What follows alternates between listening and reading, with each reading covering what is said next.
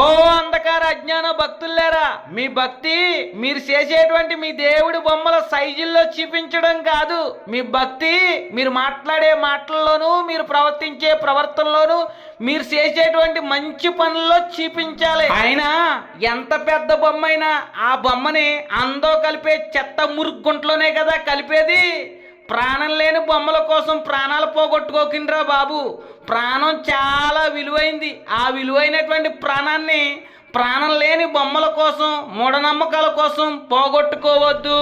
మీరు దేవుడు అని చెప్తున్నటువంటి ఆ మట్టి బొమ్మ కళ్ళెదురుగా మీ ప్రాణాలు పోతా ఉంటే ఆ మట్టి బొమ్మ మదిలిందా, కదిలిందా, మీకు సహాయం చేయడానికి ముందుకొచ్చిందా? మనుష్యులు చేసినటువంటి మట్టి బొమ్మలు కళ్ళుండి మాట్లాడవు, చెవులుండి వినవు, మీ ప్రాణాలు కాపాడడానికి ముందుకు రావు. కాబట్టి ప్రియ స్నేహితుడా, దేవుడు మనుష్యుల్ని చేయగలడు కానీ మనిషి దేవుణ్ణి చేసేంత గొప్పవాడు కాదు అన్నటువంటి సత్యాన్ని తెలుసుకుని సృష్టిని పూజించడం మానేసి సృష్టికర్త ఎవరో అన్నటువంటి సత్యాన్ని గ్రహించి తెలుసుకుని ఆ సర్వాధికారి అయినటువంటి దేవుణ్ణి మట్టుకే ఆరాధించి స్తుతించి మహిమపరచు.